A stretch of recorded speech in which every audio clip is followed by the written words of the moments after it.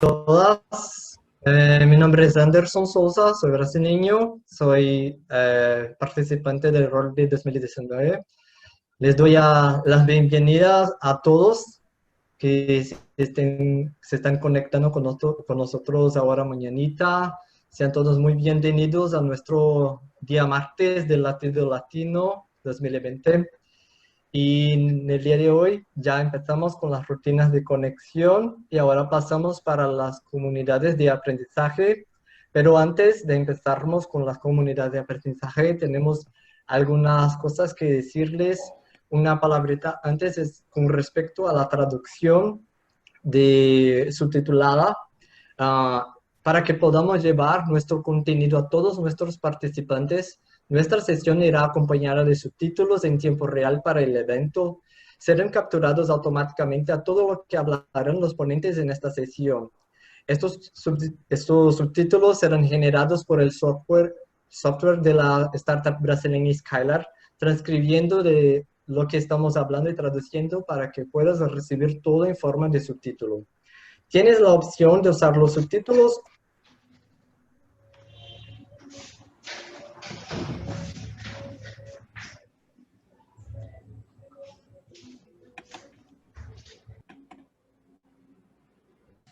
Bueno, solamente para continuar con lo que decía Joe, bienvenidos a todos, qué gusto tenerles aquí.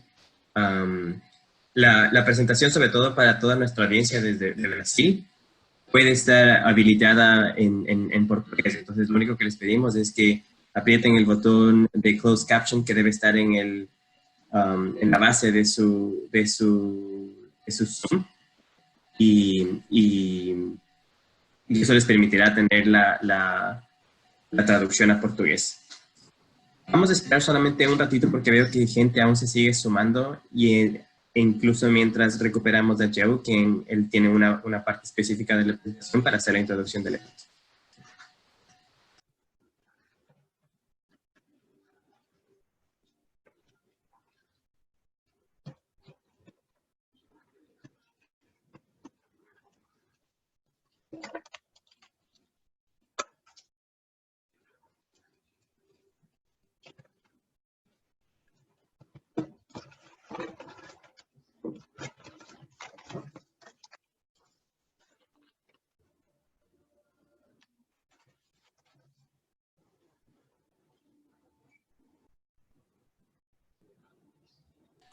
¿Me escuchan ahí? Sí, Como les indicaba, el propósito de esta sesión es generar un espacio de reflexión que potencien la comprensión sobre la realidad actual de la educación y nos ayuden a direccionar los esfuerzos en función de los pathways de cada uno de los alumnos. Vamos a tratar de dividir esta sesión en 4 salones. Es decir, tenemos 4 preguntas aquí que nos permitirán un poco direccionar a dónde cada participante quiere ir. En la sala en la que estamos en este momento vamos a tratar la pregunta siguiente. ¿Los sistemas educativos se conectan con la realidad? Y para esto vamos a tener a un invitado que es Ariel Rotondo, que en un momento les vamos a presentar. En la segunda sala vamos a tener a Gina Vieira Ponte. Ella va a hablar sobre la educación remota, si es posible, y sin el uso de las tecnologías digitales. En la sala número 3 vamos a tener una pregunta sobre cómo todos enseñamos educación sexual y la importancia que esto tiene en la reflexión de educación para los estudiantes. En la cuarta sala vamos a tener a Melissa Massinelli.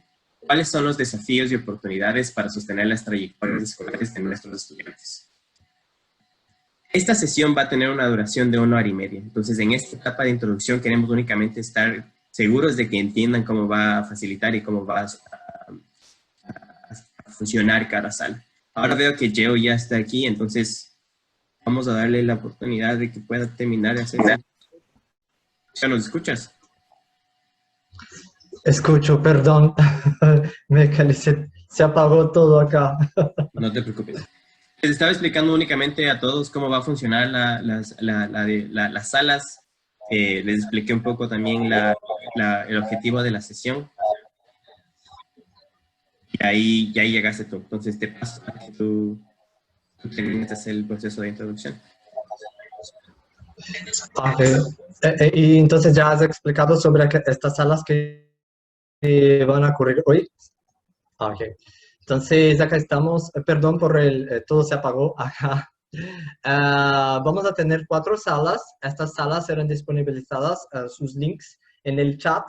Entonces basta elegir la sala que te apetece y pulsar el link correspondiente, solo que la sala principal, esta que ya estamos, Ariel Rotondo, va a tener la ponencia sobre los sistemas educativos que conectan con la realidad, que es una énfasis de respecto a los gobiernos.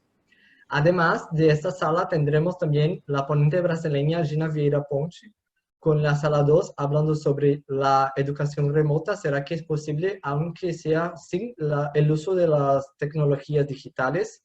A educação remota é possível mesmo sem o uso das tecnologias digitais? Será traducido para el espanhol. La sala 3 con GPS, donde hablarán sobre, ¿será que todos nosotros enseñamos educación sexual con el énfasis de la formación docente? Y por fin, Melissa Massinelli en la sala 4 con el tema, ¿cuáles son los desafíos y oportunidades para sostener las trayectorias escolares de nuestros alumnos? Hablamos un poquito sobre cada una de estas ponencias, por favor, sobre Ariel. La próxima diapositiva.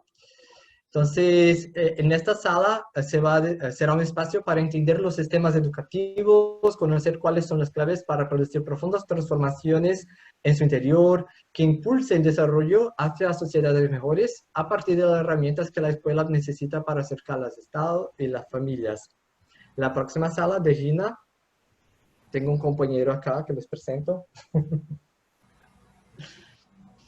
Gina Vieira Ponte es una referencia en la educación en Brasil. Ella es una profesora muy premiada acá en Brasil. Serán abordados 10 puntos importantes sobre lo que nosotros profesores, porque soy profesor, debemos de la pandemia con ética, responsabilidad social, compromiso con el aprendizaje y el desarrollo integral de los estudiantes. El enfoque será abierto a la luz de la pedagogía crítica y su objetivo es enriquecer o debatir sobre la educación a distancia en contexto actual. La próxima, por favor. GPS, por fin, es un grupo, un movimiento que acompaña la creación de grupos jóvenes promotores de educación sexual y nos van a brindar con reflexiones sobre la forma en que aprendemos y enseñamos la sexualidad, comprendiendo la complejidad y multidimensionalidad del concepto de sexualidad como construcción social e histórica. Reflexionar juntos sobre la importancia de abordar la educación sexual de manera consciente e integral con perspectiva de diversidad y de género. Y por fin, en la sala 4, por favor, Juan, con Melissa Massinelli, vamos a hablar sobre cuáles son los desafíos y oportunidades para sostener las trayectorias escolares. En esta sesión se buscará tener puntos de encuentro acerca de los desafíos y oportunidades que se visibilizaron, a partir de COVID-19. Y a raíz de estos, la idea es empezar a compartir estas oportunidades para enmarcar futuras acciones a llevar a cabo con los estudiantes. Entonces, podremos decir que desde ayer hemos profundizado los temas más que tienen que ver con la educación y esto será un momento de reflexión, de construcción colectiva, de reflexión. La próxima diapositiva, por favor. Más tarde, no voy a entrar en detalles sobre estos ponentes. ¿Se vuelve una, por favor? Más tarde vamos a tener más 4 salas, el horario vespertino, 4:30 de México. Tendremos los temas, cómo garantizar docentes preparados y motivados en todas las escuelas de América Latina, cómo alcanzar a todos los estudiantes para que ocurra el aprendizaje, que estará en portugués con traducción en español. Luis Versalles en la sala 3, conversaciones atrevidas sobre la raza, cómo influye la diversidad racial y étnica en la educación. Y por fin, Fiorella Vázquez y Lucila van a decir sobre cuáles son los irrenunciables de la formación docente inicial. Todos están invitados, aunque estén ya conectado con nosotros ahora temprano, que también se conecten más tarde en el horario vespertino para que también no se lo pierdan estos temas que son extremadamente importantes en el rol de la educación. Próximo, por favor. No me voy a tener sobre los ponentes. No. Pasa, por favor. Más. Ya está. Por fin, les invitamos a ustedes que empiecen sus conexiones y reflexiones, se aprofundicen. Todos los ponentes fueron invitados con que, de hecho, tengan espacios de reflexión profunda. Entonces, es importante con que ustedes hagan estas reflexiones y por fin, al final de estas reflexiones, de estas ponencias, les solicitamos con que rellenen este forma que vamos a pegar en el chat con atención, porque el registro de todas sus reflexiones será utilizado posteriormente y será muy importante para nosotros, para la construcción del latido latino. Y solo hace falta con que algo como 5 o 10 minutos para que lo tengan. Sí, ha levantado la mano, ha alzado la mano. Sí. Entonces, me gustaría agradecer de nuevo a todos ustedes que se han conectado con nosotros. Les invito, por favor, con que elijan sus salas por el chat que ahora Juanpa ha puesto. Repito que los que están interesados con el tema de Ariel Rotondo, por favor, se mantengan en esta sala. Y los demás, por favor, se conecten pulsando los links correspondientes de cada sala. Les vamos a dar algo como 5 minutos para que todos se conecten. Me voy a mi sala. Le paso la palabra a Juanpa. Muchas gracias. Sean todos muy bienvenidos. Somos un solo latido. Gracias, Joe. Chicos, solamente quiero hacer una comprensión de la instrucción. En esta sala vamos a tratar sobre una específica... Déjame dejar de compartir pantalla para que sea más fácil. Perfecto. En esta sala específicamente vamos a tratar la ponencia con Ariel Rotondo. Entonces, en el chat está puesto cada uno de los links de las otras preguntas o de las otras salas de discusión que se van a manejar. Vamos a tomarnos por ahora unos 2 minutos hasta saber que este es el grupo con el que queremos tratar. Pero para que recuerden, en esta específica sala vamos a tratar sobre los sistemas educativos que se conectan con la realidad. En la sala número 2 es la educación remota es posible con el uso de las tecnologías digitales o sin el uso de las tecnologías digitales.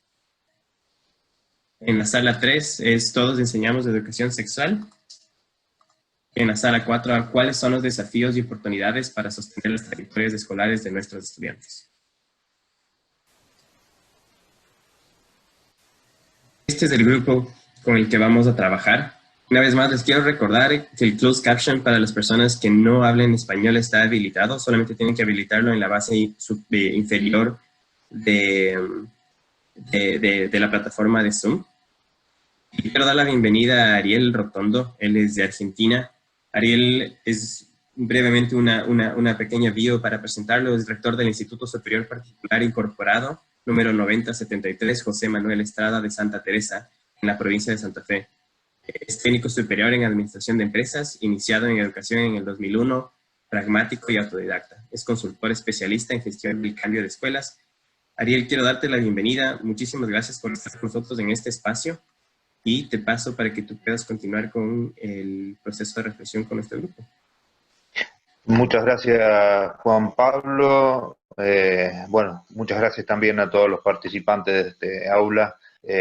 Y antes de comenzar, solamente agradecerle a Enseña por Argentina por darme esta oportunidad, a Cecilia, a Magdalena, que me han convocado y bueno, tratar de alguna manera poder desarrollar en esta horita todo lo que quiero compartir con ustedes. ¿Cuáles son? Comenzamos, Juan Pablo, ¿no? Sí.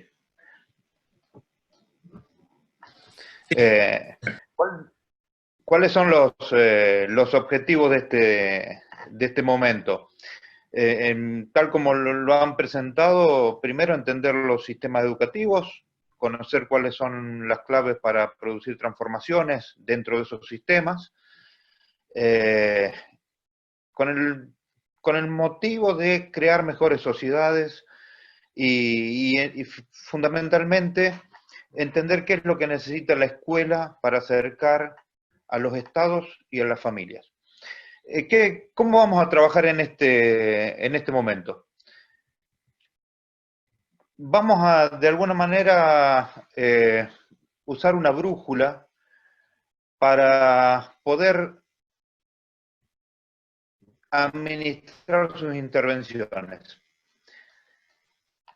En el norte vamos a tener qué más necesitan saber ustedes. Esta brújula la van a poder utilizar en el momento que ustedes quieran. Lo vamos a hacer a través de Mentimeter, ya les voy a dar las maneras que lo van a poder utilizar. Pero digo, en el norte vamos a tener qué más necesitan saber ustedes. En el este, qué los entusiasma. En el sur, qué sugieren. Y en el oeste, qué encuentran como obstáculos o les preocupa. Entonces, esta brújula va a ser con la que nosotros vamos a trabajar una vez que yo les habilite el Mentimeter para que ustedes puedan hacer sus preguntas.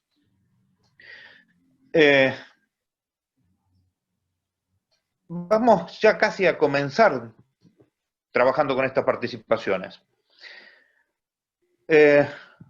¿Yo por qué preferí Mentimeter?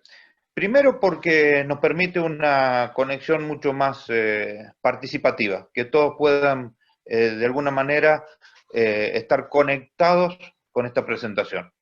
Acá hay participantes de varios países, así que es interesante también conocer sus opiniones.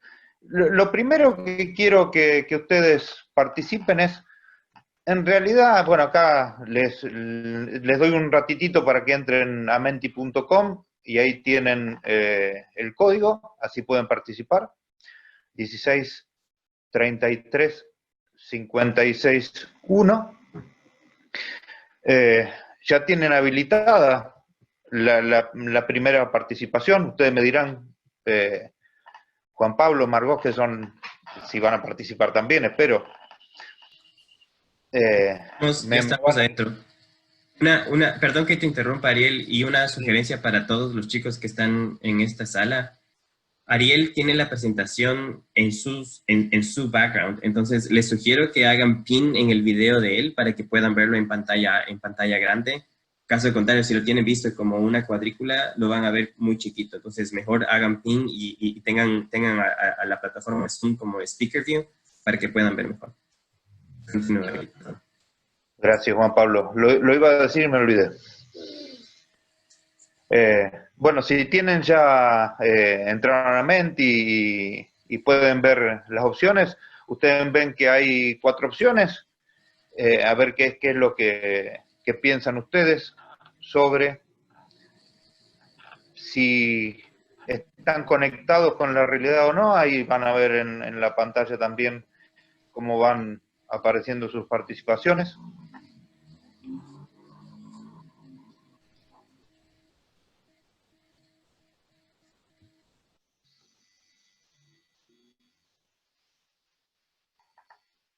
Somos 22, vamos a esperar un ratito para que tengamos un gran número.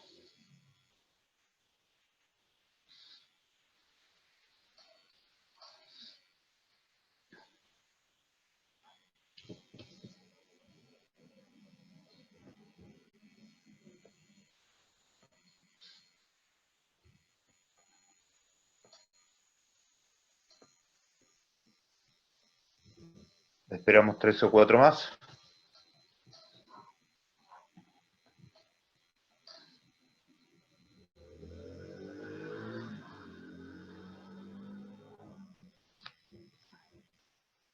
Esperamos 2 más.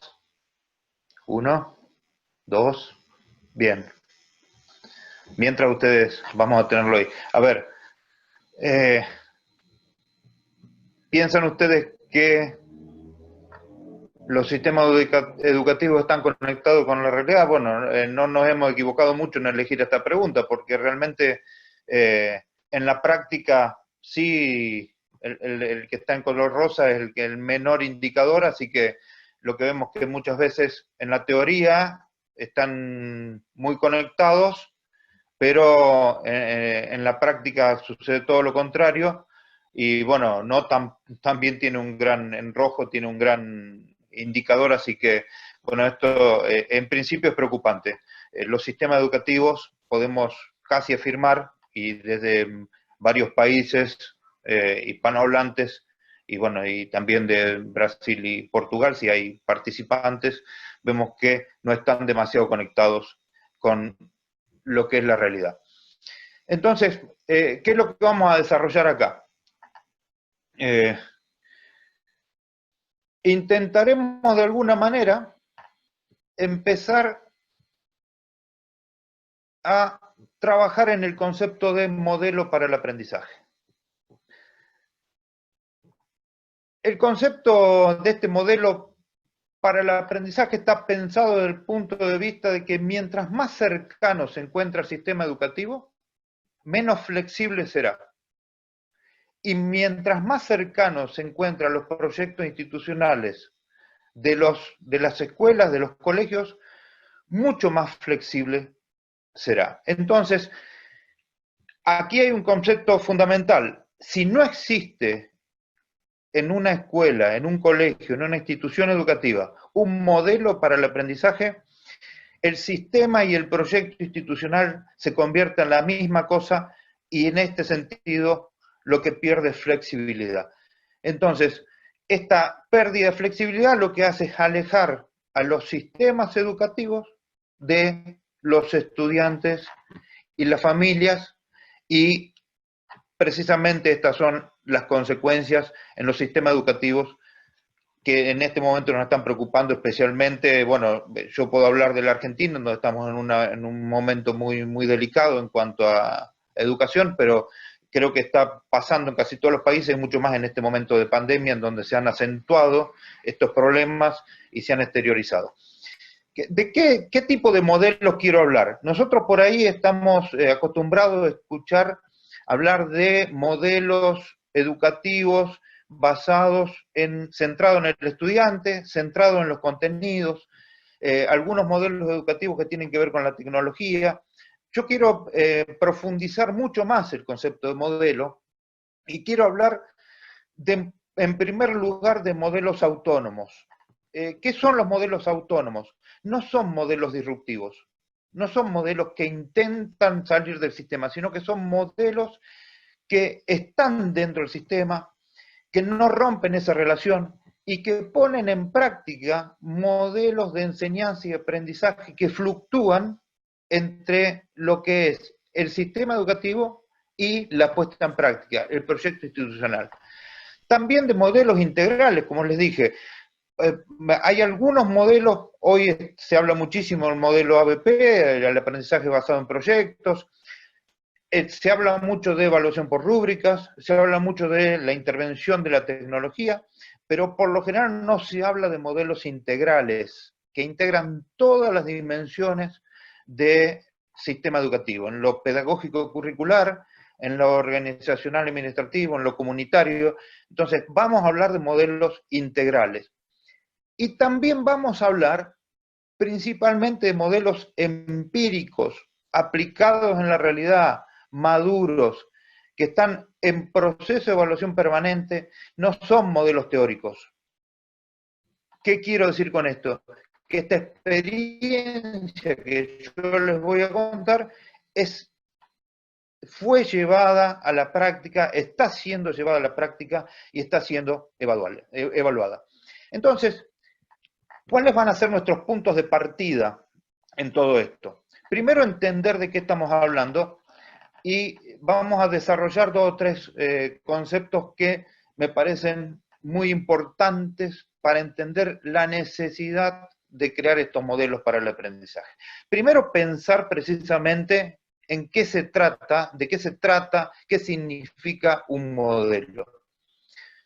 Entonces, nosotros pensamos que este concepto de modelo es necesario para que todos los individuos que se manejen dentro de este marco puedan conocer, pensar y actuar en conformidad a la cultura institucional. Es necesario construir ese marco donde moverse, porque nos llevará a la construcción de estos modelos. En este marco es necesario también redefinir el rol del directivo, el rol de gestión, y especialmente en un concepto que nos estamos refiriendo, y nos vamos a referir más de una vez, y es que es el de la autonomía. Y por otra parte, la participación del docente. Cuando el docente participa en un modelo, tiene que estar y ser consciente de la capacidad de conocer, pensar y actuar en ese marco del modelo para el aprendizaje. En lo ideal sería que ese docente podría elegir participar y que el equipo directivo pueda tener la autonomía para elegir a los mejores actores para aportar al protagonismo. Esto a veces dista mucho de la realidad y muchos sistemas educativos como el nuestro hacen participar muy poco a los directivos en la selección de sus docentes.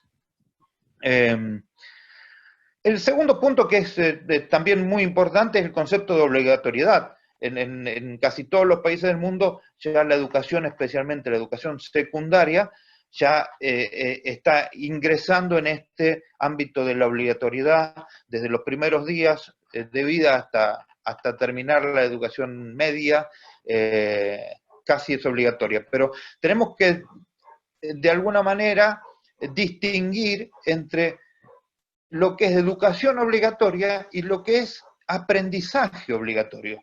Entonces, este concepto y esta diferencia entre educación obligatoria y aprendizaje obligatorio tiene una sola manera de enlazarse, y que es la construcción de un contrato social, un contrato, una alianza de responsabilidad solidaria entre la escuela y la familia, donde ninguno de los dos puede hacerlo solo, y hoy esto está pero plenamente demostrado en el contexto de la pandemia. Entonces acá pensamos que a partir del concepto de educación obligatoria, tenemos que pensar en la educación como un aprendizaje para el futuro. Y una de las condiciones fundamentales para entender este aprendizaje para el futuro es la condición de la escuela, de la educación de contraculturalidad. Educación para el futuro significa ineludiblemente educación liberadora, educación transformativa, en una educación que pueda ser capaz de generar agentes de cambio para mejorar las sociedades. Y entonces acá entra a jugar el Estado. El Estado, por su parte, tiene la obligación entonces de garantizar este contrato de responsabilidad solidaria. Y aquí recuperamos la cuestión de la autonomía. Las escuelas necesitan autonomía para actuar. La obligatoriedad de elección de la educación no le otorga derechos al Estado por sobre la educación, sino todo lo contrario, le impone obligaciones. Esta condición de escuela autónoma implica pensar en transformaciones a nivel micro, a nivel de cada una de las escuelas. Y pensar también en una función intrínseca de cada uno de los niveles de educación. En nuestro caso, pensar la educación media, educación secundaria en nuestro país, debe munirse, debe tener una significatividad propia, que es preparar, entre otros, a los estudiantes para el mundo del trabajo, para continuar estudiando, para convertirse en ciudadanos responsables, conscientes de sus derechos y obligaciones. Y el tercer punto, y ya vamos a participar a través de Mentimeter nuevamente, el tercer punto tiene que ver con la intervención docente. Creemos que, y sabemos, que el principal protagonista es el docente. Es el docente quien, en definitiva, construye los puentes hacia el futuro de los que hablamos anteriormente. Entonces el docente es el que conoce, piensa y actúa en un contexto de escuela. Imaginemos como imaginemos esta escuela, debajo de un árbol, en un patio o en un aula, pero esa escuela que tiene esa característica de ser igualadora en lo que respecta a las condiciones para aprender en relación con los demás. Entonces, es inevitable referirse a la relevancia de la función del docente. Y brevemente, pensar en lo profesional, en la motivación, en poner en práctica lo que nos hace felices y plenos, en ser parte de un espacio como cualquier otro que se ejerce por elección y vocación, pero que nos permite afianzarnos y completarnos como personas. Por supuesto también en lo pedagógico, en sentirnos y sabernos guías, facilitadores de los aprendizajes, sin interferir en esos procesos, pero a la vez ser consciente de la relevancia que radica en que los estudiantes no pueden comprender lo que necesitan aprender, como dice Donald John. Solo pueden formarse a sí mismos comenzando a hacer lo que aún no comprenden. Y para terminar, y fundamentalmente, nos queda la función social del docente. Entender que el docente debe dar respuesta a la sociedad a partir de un lugar que es cuestionado permanentemente, pero no por lo que la sociedad quiere y exige de la escuela y de sus docentes, sino desde la puesta en valor, la confianza depositada en nuestras escuelas y en nuestros docentes para encontrar y dar respuesta a los desafíos que la sociedad enfrentan cada vez con mayor frecuencia y de mayor complejidad. Esta función social de entender que los docentes venimos a transformar la cultura, venimos con esta función contracultural, social, que permite que las sociedades vayan avanzando a partir de mejoras permanentes. Entonces, aquí tenemos que ver cuáles son estas bases para definir modelos para el aprendizaje. Y por supuesto que en todo trabajo, en toda acción, hay un montón de limitantes.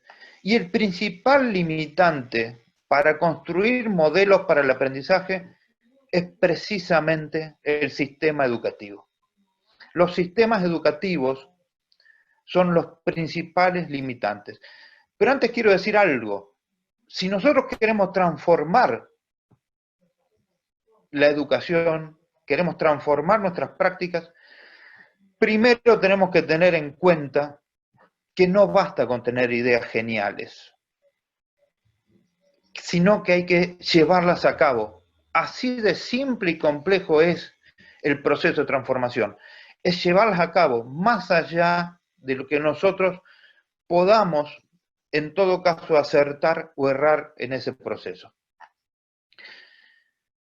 Yo voy a hablar de manera genérica, pero también después les voy a dar algunos de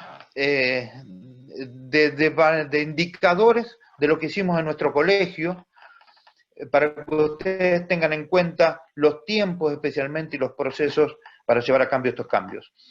Entonces, dijimos, el primer limitante es el sistema educativo. El sistema educativo es demasiado inflexible. La graduación de cursos, la separación por edades, la organización curricular por disciplinas, la promoción por ciclo aprobado completo, los horarios estrictos, las calificaciones, los plazos, las fechas preestablecidas, la asistencia, la regularidad de los estudiantes. Tenemos un montón de etcétera en donde incluir esta inflexibilidad del sistema. Es cierto que hoy se han realizado reformas curriculares, especialmente empujadas por la inclusión, especialmente digo a partir de la obligatoriedad, la contextualización de los aprendizajes, el uso de las tecnologías, en especial de las comunicaciones, y también se han considerado algunas cuestiones disciplinarias. Hoy la negociación y la consideración de los individuos tienen un primer punto de partida en esto que es la disciplina. Pero también es cierto, y lo vimos en la primera intervención de ustedes, que estas reformas no han logrado establecerse definitivamente y mucho menos a nivel institucional. Ustedes por ahí dicen, en la teoría sí, pero en la práctica no se han acercado estas cuestiones, estos sistemas educativos al contexto. Incluso en muchos casos, los docentes materializan algunas de estas cuestiones de transformación, pero esto no es de manera institucional, y muchas veces hasta las propias instituciones crean estas barreras que son muy rígidas, a veces mucho más rígidas que los sistemas. Entonces, primer punto para empezar a transformar es entender y conocer toda la normativa a fondo para poder entender el sistema y entender que estas limitantes nos pueden servir como insumos para construcciones futuras y transformaciones futuras. En este caso también, y quiero poner como un punto limitante, que es el de los recursos. Los recursos humanos, materiales, económicos que tienen las instituciones educativas son limitantes. ¿Cuál es la forma de poder aprovecharlos? El conocimiento pleno de estos recursos. Necesitamos primero saber qué es lo que podemos hacer con lo que tenemos antes de tener más cosas sin saber lo que podemos hacer. Entonces, esto es fundamental. La segunda base para la construcción de los modelos es la transparencia. Una transparencia ejercida con honestidad, con seriedad, de manera continua, permanente, y no solo implica el conocimiento del que hablamos anteriormente, sino el acercamiento entre todos los actores, con la familia, con la comunidad. La transparencia ejercida de esta forma redunda en confianza y, en definitiva, lo que hace es facilitar la distribución de las responsabilidades, la construcción de un liderazgo compartido, y esto obviamente va a terminar en garantizar la continuidad de los procesos de transformación a través del tiempo. Y la tercera y última base para llevar a cabo estas transformaciones es la oportunidad, el sentido de oportunidad y el alcance de las transformaciones. Hay transformaciones que pueden realizarse de manera inmediata, incluso sorpresiva, involuntaria, por acontecimientos no previstos, o, aunque esperados, previstos, no hayamos hecho lo suficiente como para enfrentarlos. Hoy día la globalización, los avances tecnológicos y científicos, la obtención de nuevos derechos para las personas, todo esto nos enfrenta a múltiples situaciones como estas, pero esto no significa el establecimiento de nuevos modelos de manera automática. Las transformaciones en los modelos, entre ellos obviamente los educativos, llevan tiempo, muchísimo tiempo, y a la vez necesitan ser implementados en los momentos apropiados. Así como no se cambian mágicamente y por azar, son producto de procesos, de prueba y error, de análisis, no pueden ser influenciados por la inmediatez. Las acciones individuales y desordenadas a veces podemos reconocerlas como buenas prácticas, pero en definitiva no son suficientes para construir nuevos modelos para el aprendizaje. Es indispensable que pensemos en medidas globales, institucionales y que abarquen todas las prácticas. Y llegamos entonces a cómo se define este modelo de aprendizaje. Y vamos a enumerar brevemente cuestiones que nosotros en nuestra institución hemos tenido en cuenta. Primero, como ya lo dijimos, estudiar toda la normativa, estudiar y analizar las trayectorias educativas de los estudiantes, reordenar ediliciamente la escuela, sus actores. Las escuelas deben tener un funcionamiento fluido, ágil. Se deben esclarecer las funciones de cada una de las personas, bien específicas. También se debe hacer consultas permanentes, como lo dijimos, en transparencia debemos consultar al personal, a los estudiantes, a las familias. Esto es útil en dos sentidos. Primero, para conocer expectativas, pero segundo, y esto es fundamental, para identificar aliados estratégicos y poder realizar transformaciones. Y a la vez tenemos que acompañar con tecnología estos procesos. Necesitamos tomar decisiones lo más rápido y pronto posible, entonces es necesario que las escuelas cuenten con herramientas tecnológicas para acompañar estos procesos. Para que ustedes tengan una idea, todo esto que les conté a nosotros en nuestra escuela nos llevó 5 años. 5 años de proceso y de estudio. Esto nos significó, en realidad, recuperar 2 cuestiones que ya las dijimos, pero quiero que la volvamos a entender. La primera, que las transformaciones deben realizarse a nivel micro, a nivel de las escuelas, a nivel de cada una de las comunidades educativas. Autonomía es la palabra que define este proceso. La segunda, que independientemente del tiempo que demanden estos procesos, es urgente comenzar a construir modelos para el aprendizaje dentro de los sistemas educativos. Que sea demasiado tarde no significa que no estemos a tiempo de comenzar. Aquí es necesario el sentido de oportunidad de los equipos directivos para poner en práctica estos modelos. Y entender también que estos procesos que comienzan no tienen fecha de finalización y que deben estar enmarcados en programas de mejora continua, donde es fundamental una mirada a futuro de los equipos directivos. La palabra es autonomía. Ahora, a partir de todo esto que vimos, me gustaría que ustedes piensen cuáles serían las características de un modelo para el aprendizaje. Para eso vamos a volver a Menti. Déjenme pasar a la próxima pantalla. Ustedes ya tendrían ahí para ingresar una palabra. Y vamos a tratar de tener acá nuestra nube de palabras con las características que ustedes piensan. Yo le di ahí 3 palabras que puedan incorporar. ¿Cómo piensan ustedes sus modelos de aprendizaje? ¿Cuáles son las características que tendrían que tener sus modelos de aprendizaje en sus escuelas o en las escuelas en las que fueron? ¿Qué características tendrían? Si pueden ingresar, vamos a poder comenzar a ver la nube de palabras. Pueden pensar un ratito, ¿no?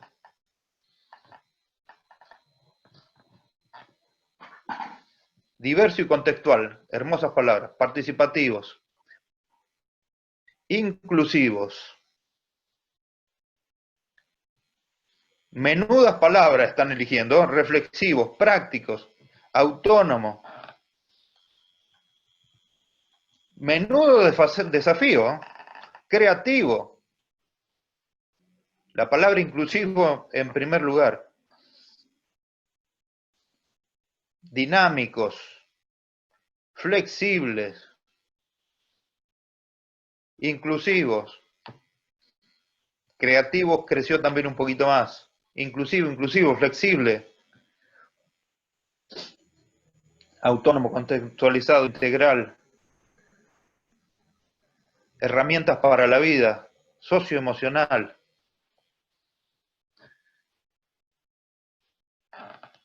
Lúdicos. Dinámicos.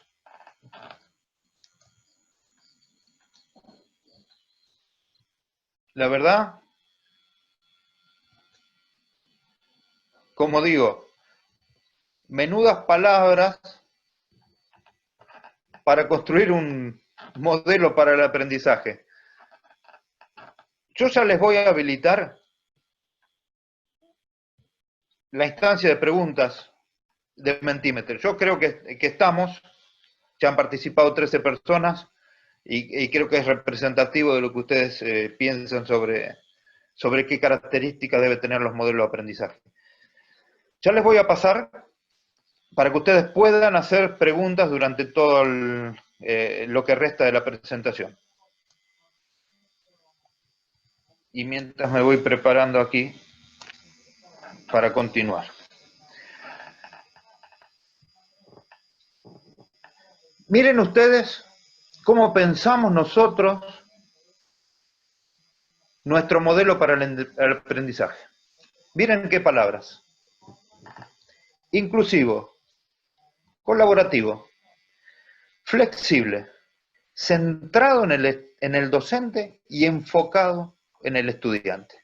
¿Cuánta coincidencia hay entre lo que ustedes, como ustedes participaron en la nube de palabras y la definición de nuestro modelo para el aprendizaje?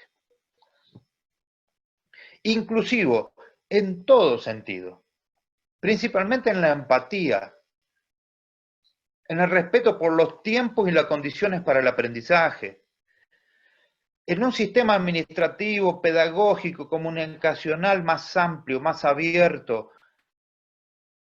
Aquí hay mucho que pensar también en cómo orienta los aprendizajes la educación media, en cómo los orienta. Y en pensar esto que para todos no significa lo mismo para todos.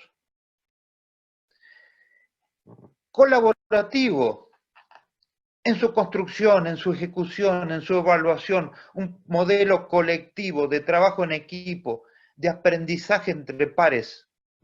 Así es como lo pensamos. Un modelo flexible de mejora continua a partir de la documentación permanente, del crecimiento a partir de la propia práctica, del reconocimiento del error como parte fundamental del proceso de construcción permanente. ¿Esto qué implica? Pensar en estas cuestiones, reestructurar espacios y tiempos, seleccionar y articular contenidos curriculares, implementar metodologías activas para el proceso de enseñanza-aprendizaje y para la evaluación, que permitan adquirir habilidades y desarrollar capacidades para seguir aprendiendo a lo largo de toda la vida, que no es lo mismo que estar toda la vida en la escuela, en el colegio. Y en este sentido, el rol, el papel del docente se torna central, por lo que el modelo debe estar entonces centrado en el docente, pero a la vez enfocado en el estudiante. ¿Por qué cada docente debe estar enfocado en el estudiante? Porque debe ayudar, contribuir a la construcción de su proyecto de vida, al descubrir y acompañar la vocación, a desarrollar una autonomía responsable construida a partir de la relación con los demás y que les permita, por sobre todo, convertirse en agentes de cambio. La educación obligatoria está llamada a transformar las sociedades. Y nuestros modelos para el aprendizaje están llamados a construirse en base a esto.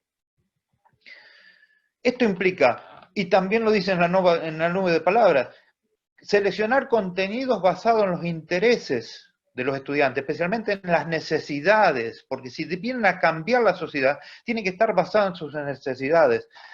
Desarrollar estrategias para el aprendizaje acordes a las trayectorias educativas. Establecer criterios de evaluación que permitan evidenciar el nivel de logro de esos aprendizajes, pero también implica una oferta específica para cada estudiante, enfocarse en cada estudiante para acompañarlos, como dijimos, en el desarrollo individual y en la relación con los demás. Ahora tenemos este escenario que nos ofrece nuestro modelo para el aprendizaje. Sabemos sobre lo cual debemos construirlo. Y sabemos también que este modelo es en el cual nuestros docentes crecen y se desarrollan, conocen, piensan y actúan. Entonces ahora sí es necesario desarrollar un proyecto institucional, que nos acerque a la realidad. Este modelo indefectiblemente debe ser un nexo firme entre la inflexibilidad del sistema y la flexibilidad de la realidad de nuestros estudiantes y de sus familias. Entonces, ahora sí hay que definir a nivel institucional esto que vimos anteriormente, tenemos que asignar esos recursos, tenemos que elegir metodologías para el aprendizaje, tenemos que seleccionar contenidos teniendo en cuenta la población y el contexto, tenemos que manejar la información para la mejora continua, tenemos que definir los procesos de evaluación de los aprendizajes, tenemos que buscar formas de comunicación y de participación, tenemos que establecer las formas para tomar decisiones y estas decisiones que estén en íntima relación con la distribución del liderazgo y la asignación de roles.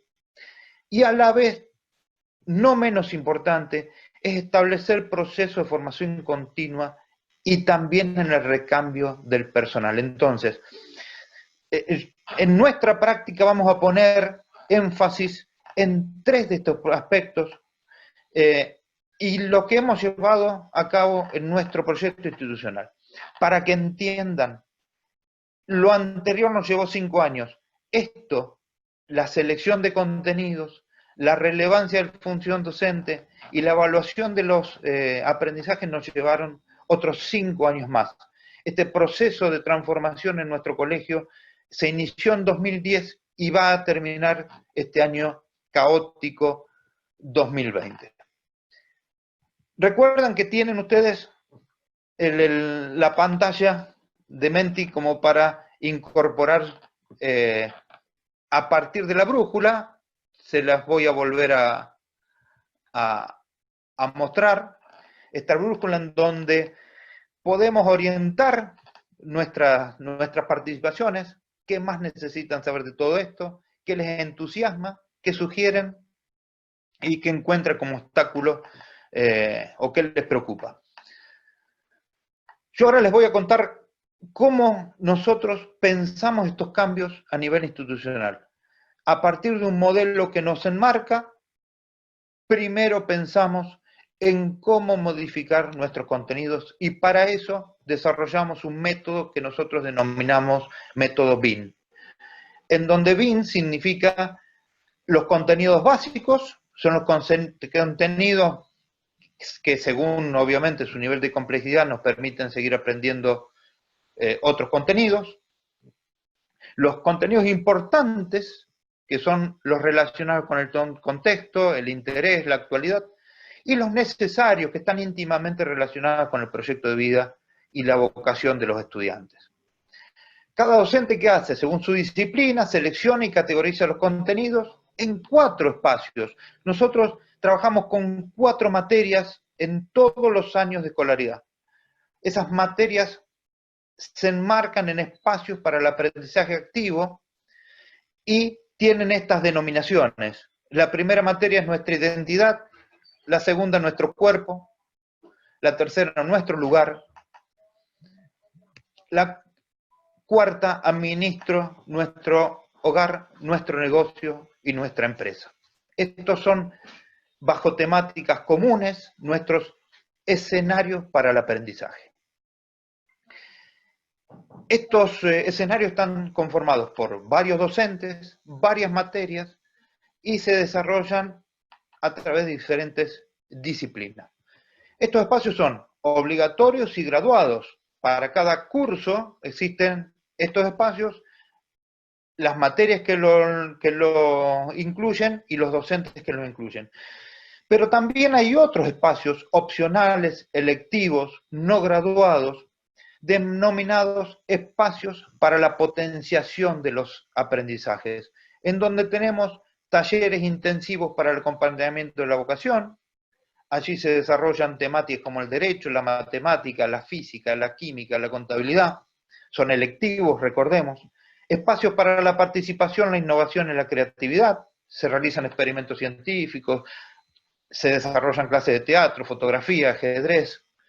Y los espacios para el acompañamiento de las trayectorias pedagógicas, en donde aquellos que necesiten recuperar aprendizajes con la tutoría de sus estudiantes, tutorías pares, pueden ampliar sus conocimientos. Este es nuestro desarrollo del modelo de contenidos. Vamos a las funciones de los docentes. Hemos establecido ahora Otras funciones, a pesar de que son funciones que nosotros estamos desarrollando comúnmente, nosotros hemos de alguna manera categorizado estas funciones de otra manera. En primer lugar, hablamos de un docente motivador, un docente que propone escenarios y estrategias, propone proyectos, retos, análisis de casos, salidas educativas, visitas de profesionales, identifica, reconoce, potencia los conocimientos previos de cada uno de los estudiantes, promueve el compromiso, la comprensión y la autonomía de los estudiantes y fundamentalmente desarrolla una cultura de pensamiento que le permita seguir aprendiendo a lo largo de su vida. La segunda función es la de guía. Aquí el docente pauta el trabajo colaborativo, pone en común los aprendizajes, promueve, como dijimos antes, la tutoría entre pares y además lo que hace es incentivar la evaluación personal y colectiva. Y la última función es la de validador de los aprendizajes. Aquí interviene activamente en la valoración de logros personales y colectivos y presenta desafíos nuevos objetivos para seguir aprendiendo y desarrollando habilidades. Nosotros a este compendio lo llamamos modelo de aprendizaje basado en logros, y estos logros precisamente es lo que tiene que ver con la importancia y la relevancia que le damos a la evaluación en los procesos de aprendizaje. Nosotros desarrollamos un sistema integrado y permanente para la evaluación y la calificación de logros. Es parte del proceso, es el proceso de aprendizaje. Es permanente y continua, no se esperan tiempos para evaluar, sino que los procesos de evaluación son casi previos a los procesos del aprendizaje. Es un acuerdo entre pares, entre partes, y está siempre relacionado con otros. Se reconoce el error y se reconocen los logros. Nosotros hicimos un sistema, desarrollamos todo un sistema informático que integra todos los espacios curriculares, todos los docentes, las capacidades desarrolladas a través de un modelo de rúbricas que tiene 4 niveles de logro, y esos niveles de logro permiten retroalimentar los aprendizajes. El primer nivel es cuando los estudiantes necesitan ayuda, necesitan intentarlo para lograr un objetivo. El segundo nivel, cuando son ayudados o ya lo intentan. El tercero, cuando no necesitan más ayuda o logran solo sus objetivos. Y el cuarto nivel, cuando ayudan a los demás a lograr sus objetivos o lo logran con otros. Entonces este sistema, como dije, se retroalimenta y un nivel de logro avanzado permite que otros también puedan obtener logros significativos. Finalmente, y no he visto si han desarrollado sus preguntas, no hay preguntas, ¿no? Nadie ha hecho sus preguntas. Finalmente digo, ya lo estuve diciendo al principio casi, que es necesario desarrollar instrumentos que garanticen la continuidad de estos procesos. Y en este punto tenemos que pensar firmemente y reformular lo que es la formación docente. No solamente en lo que es el tramo inicial de la formación docente, sino también y fundamentalmente en el ejercicio de la docencia y pensarla esta formación a medida de cada una de las escuelas. Se deben habilitar instancias autónomas de formación y capacitación surgidas a nivel de la necesidad de cada comunidad educativa. Son los equipos de gestión los que deben determinar la oportunidad, la pertinencia, las temáticas, el alcance de las instancias de capacitación a medida de las necesidades del contexto en donde se desarrolla. Entonces, digo, no podemos demorar más la puesta en marcha del proceso de formación para los equipos también directivos, para que desarrollen habilidades acordes al desempeño, liderazgo, motivación de equipos, planificación, seguimiento, evaluación, entre otras cuestiones. Para terminar, como les dije, este proceso a nosotros nos demandó 10 años, 5 años de preparación y 5 años en implementación, y ahora estamos ya comenzando a trabajar en el proceso de mejora continua de este, valga la redundancia, proceso de transformación. Nosotros hemos pasado desde 30% de abandono y 30% de no finalización de los estudios a nivel medio, o sea, 60% de chicos que abandonaban sus trayectorias, al 100% de permanencia en el sistema y 100% de terminalidad en el sistema educativo medio. He tratado de meter en estos media horita, no, un poquito más, todo lo que hicimos durante todo este tiempo. Vamos a ir viendo un poquito las preguntas. No sé, Juan Pablo, si quiere participar. Sí, creo que hay una pregunta que fue enviada. La veo en tu pantalla, Ariel.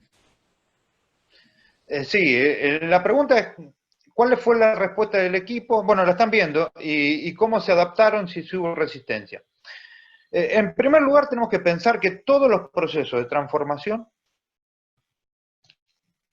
ineludiblemente entregan resistencias. Más allá de las resistencias que ya hablamos, que son limitantes y que tenemos que aprovechar. Hay un montón de resistencias que se dan en el propio personal de trabajo, en el propio equipo de trabajo.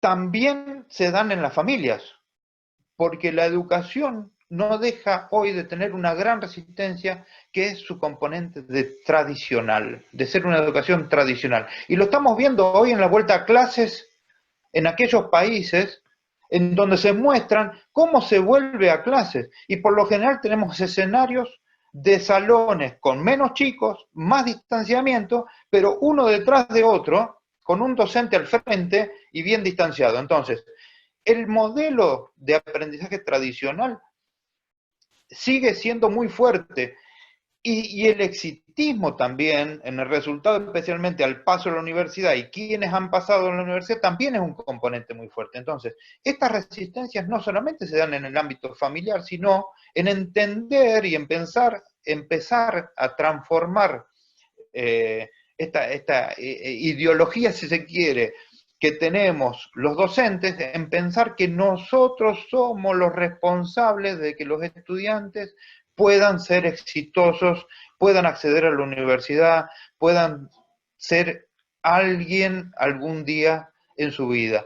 Cuando entendemos que nosotros no fuimos los responsables, sino lo que hicimos fuimos de alguna manera soportarse esas cuestiones que tenían cada uno de nosotros cuando fuimos estudiantes, y que fuimos desarrollando por nosotros mismos, y que en algún caso los docentes ni siquiera acompañaron ese proceso, porque no se hizo una revisión muy profunda de cuál era el proyecto de vida de cada estudiante, cuál era mi proyecto de vida, cuál era nuestra vocación. Entonces, esto que no se fue realizando durante mucho tiempo, al final terminó en un falso exitismo que se atribuye a la escuela, y que en realidad no, esto no existe.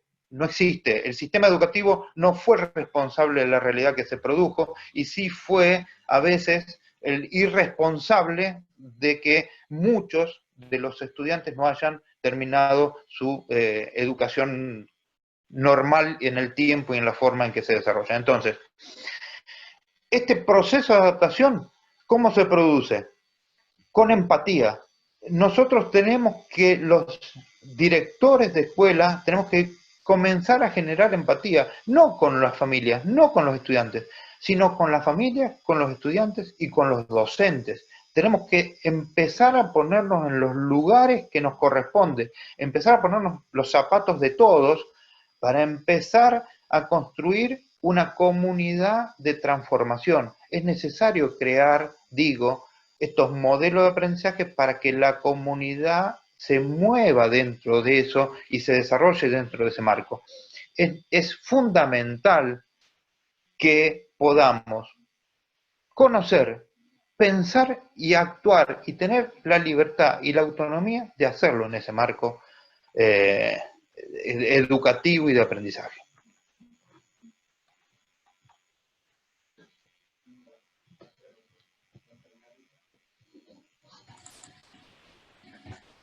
Si alguien quiere hacer una pregunta en vivo, también, porque no somos tantos. Genial. Siéntanse, chicos, en libertad de enviar más preguntas por el chat o por Mentimeter. Buenos días, mi nombre es Lourdes Oviedo de Enseña Perú. Es un gusto estar aquí compartiendo con ustedes. Tengo una pregunta.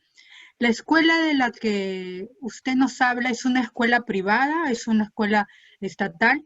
Y si fuera estatal, ¿cuál fue la participación del gobierno, si es que tuvo alguna participación en esta transformación? Hola Lourdes, ¿qué tal? Nuestra escuela es una escuela de una cooperativa de padres. Los dueños son los mismos padres de los estudiantes.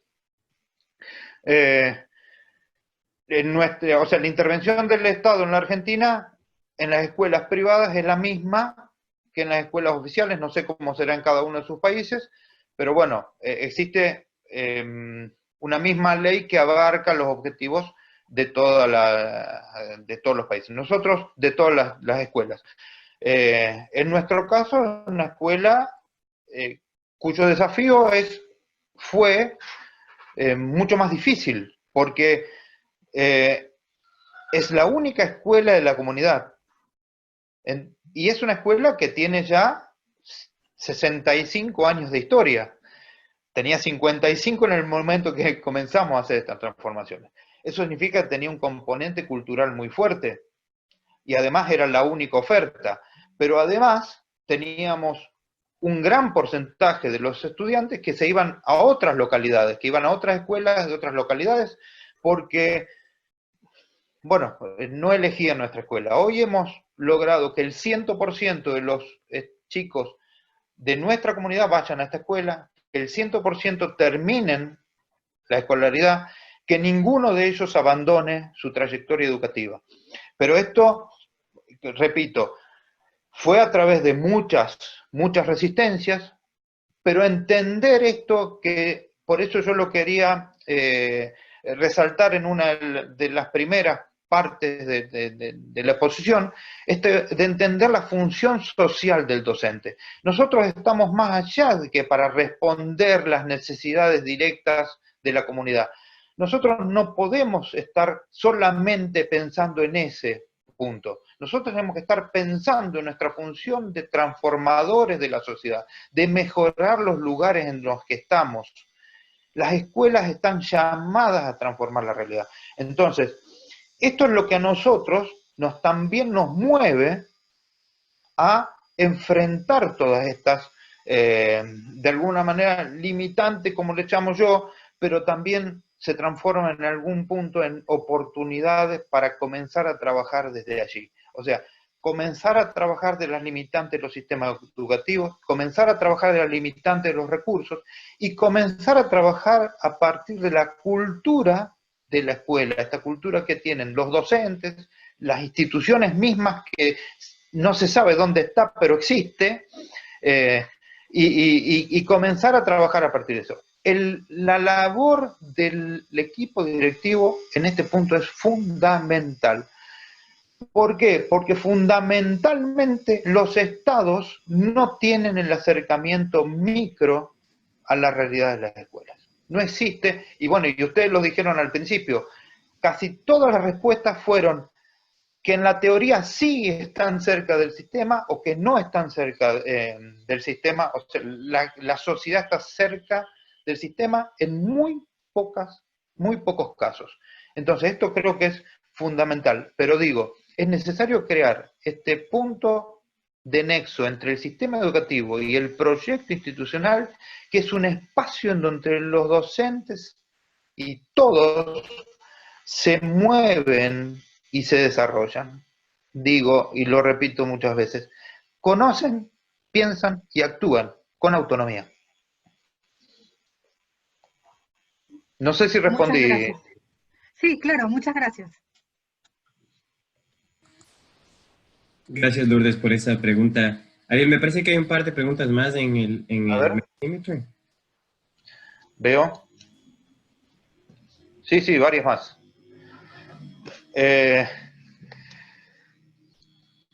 Bueno, el punto de partida. Yo ya lo he resaltado varias veces. Primero es la decisión institucional, la decisión de equipo. O sea, es necesario que el equipo de gestión comience a crear su núcleo de aliados que puedan llevar a cabo transformaciones.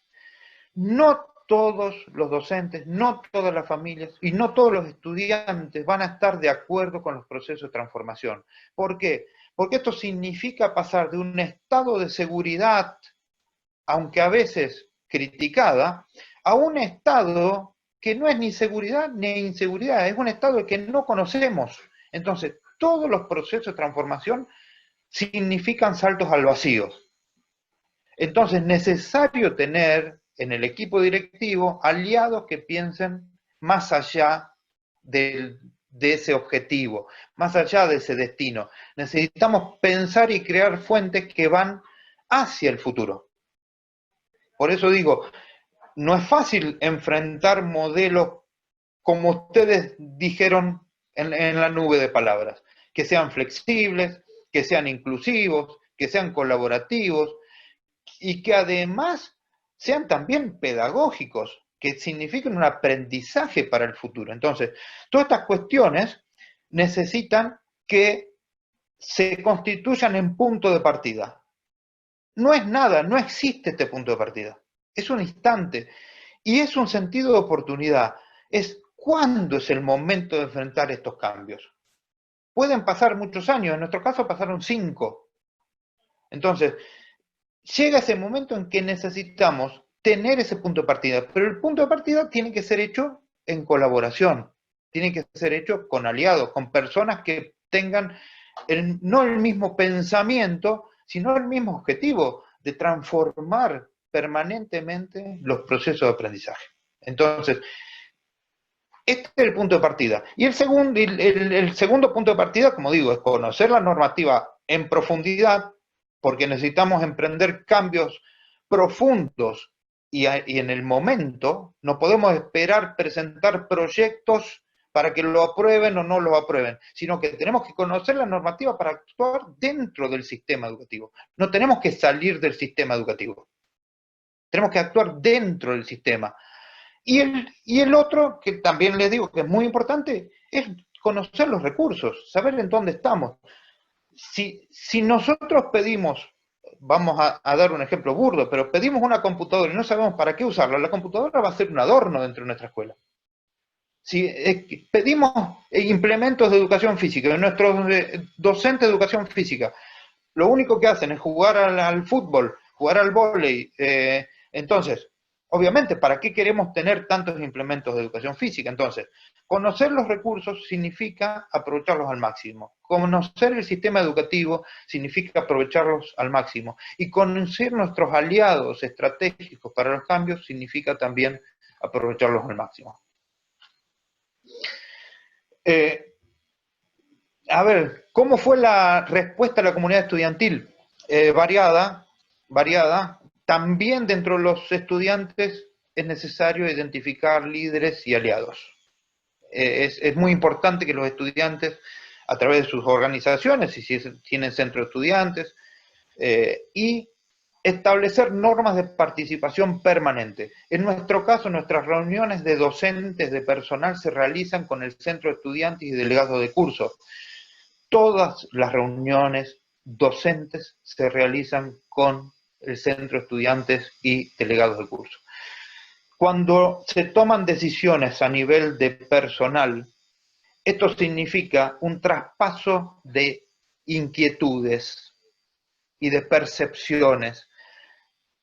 Lo que se decide en una reunión luego pasa a un docente que lo dice de una manera a los estudiantes o a las familias, y luego eso es entendido de otra manera por los estudiantes y la familia. Entonces es necesario que estas instancias de participación sean permanentes, continuas, y con una transparencia que no debe dejar ningún lugar a dudas. Entonces, estos procesos de transformación se hacen de manera integral, con todos, para todos, pero no de la misma manera para todos.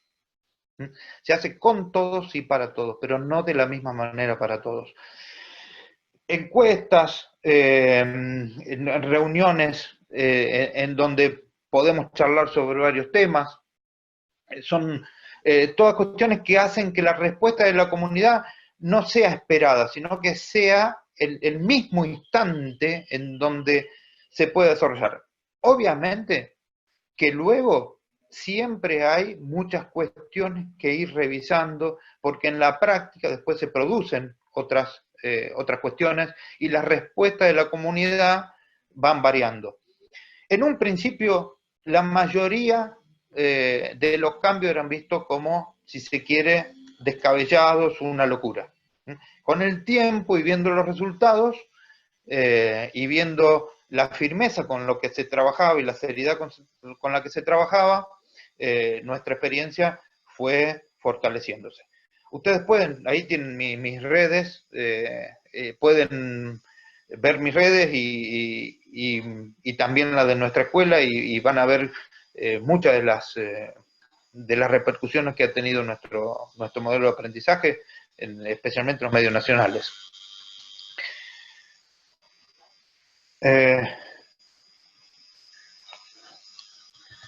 ¿Por qué no centrado en el estudiante? Esta es una buena pregunta que siempre me la hacen, pero no deja de ser buena por reiterativa. ¿Por qué no creemos en un modelo centrado en el estudiante? Principalmente por esto de que los estudiantes no tienen por qué saber lo que tienen que aprender. Esto es fundamental. Los estudiantes no tienen que saber lo que tienen que aprender, sino que son los docentes los que tienen que enfocarse en cada uno de los estudiantes.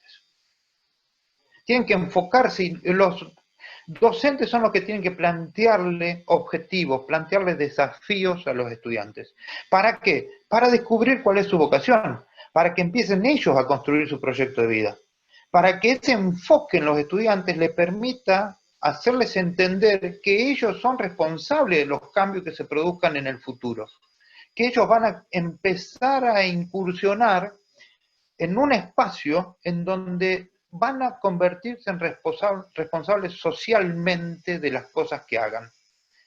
Mientras tanto estén en la educación obligatoria, ellos no son responsables de las cosas que hagan.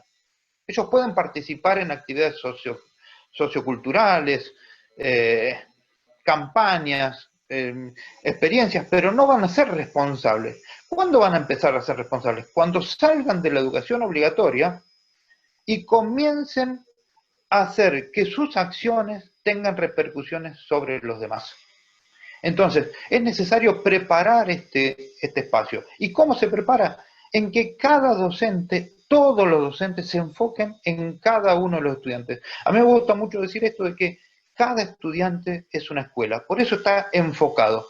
Muchas veces el aprendizaje centrado en el estudiante lo que hace es de alguna forma empezar a reforzar lo que tienen los estudiantes. ¿Qué significa esto? Como nos ha pasado hoy con la pandemia ha reforzado nuestras cosas. Si nosotros tenemos muchos vicios, ha reforzado también esos vicios. Si tenemos muchas virtudes, ha reforzado las virtudes.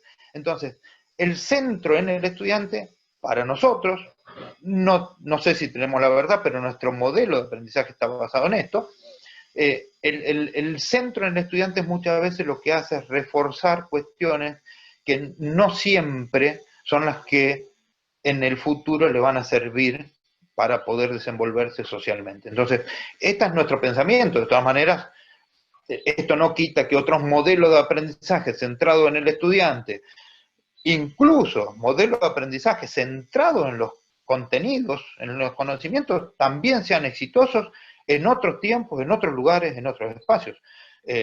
Nosotros estamos pensando acá en un modelo que nos permita a los estudiantes, repito, que ellos puedan construir su proyecto de vida, que puedan desarrollar su vocación y que además sean personas autónomas, responsables y que se conviertan en agentes de cambio, que puedan cambiar y mejorar las sociedades.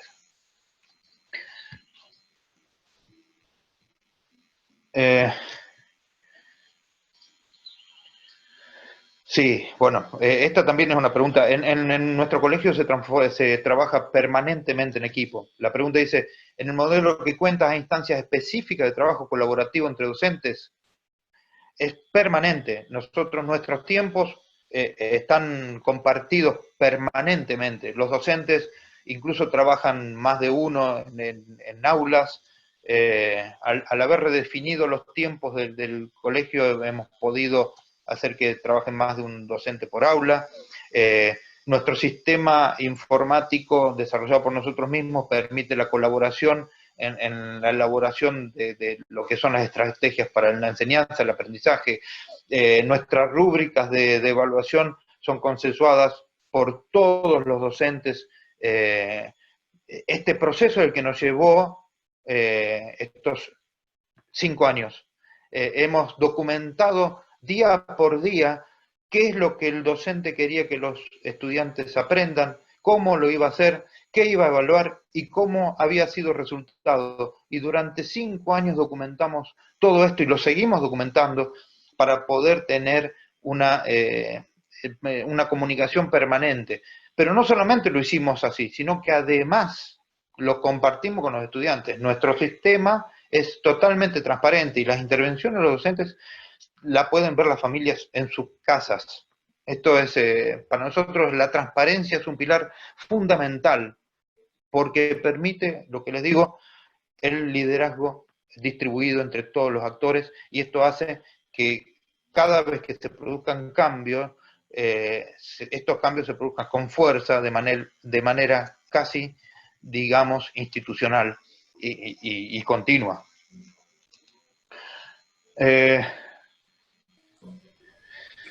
Acá también se habló del rol del profesor y el estudiante, qué hay de los padres de familia y de la comunidad.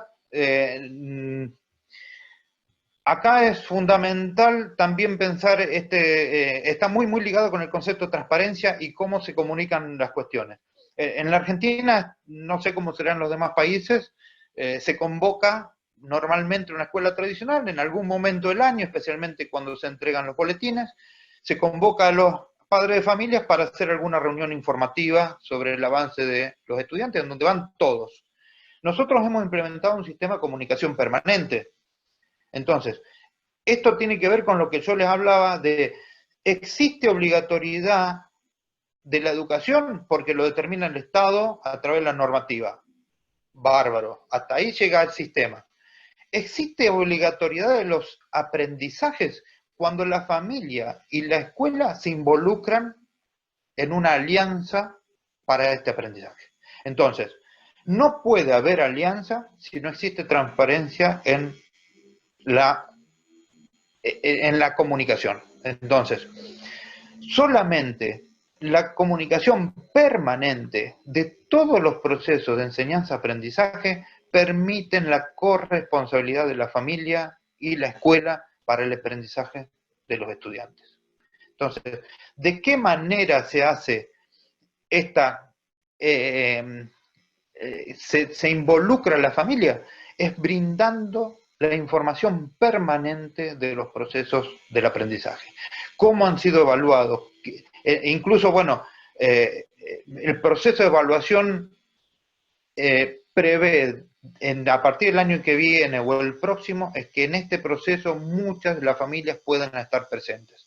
En realidad el proceso de evaluación es un proceso de autoevaluación donde cada uno de los estudiantes de alguna manera comparte con sus miembros de equipo de trabajo, los estudiantes con su equipo de trabajo, cuáles fueron sus logros, cuáles cree que fueron sus logros, a qué ha llegado, a qué ha alcanzado.